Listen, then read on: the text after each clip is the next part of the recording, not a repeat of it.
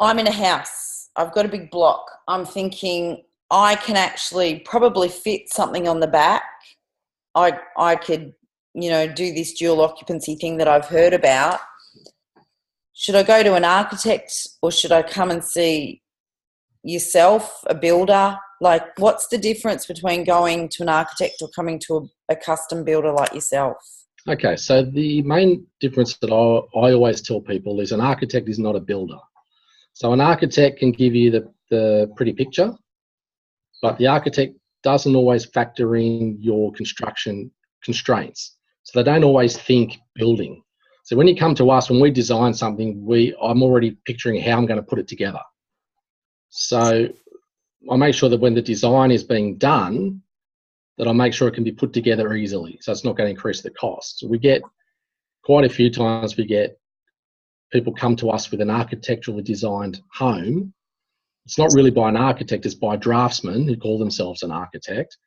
And it's not functional. It's going to cost them a fortune to build it. And there's not a lot of thought put into the entire site process. So how you're going to access the site, how they're going to be joined or not be joined, the landscaping requirements around. There's a lot of requirements in the development control plans with councils that you have to abide by when you start doing dual occupancies. There's landscape restrictions, there's possible stormwater issues, there's driveway access issues, there's car parking you need to factor in, which a lot of these guys don't do because they're just used to building a house, designing a house. So they'll just design you a house and go, well, there it is. Shake your hand, you pay the money, and off you go to council who go, no, it's not going to work. You haven't thought of car parking, access, turning circles, landscaping requirements, and then they're kind of paid for something that's useless. So it's an expensive mistake that a lot of people make. It is. I mean, we've done probably 3 in the last 2 years that has happened, where they've gone to somebody who's not generally experienced, or they've gone to a project home builder who's taken one of their stock standard little houses and plonked it on the back.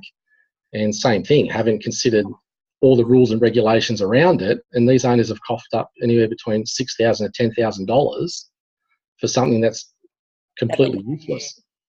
Absolutely useless. Like you can't even change it a little bit. It just has to be scrapped and started again.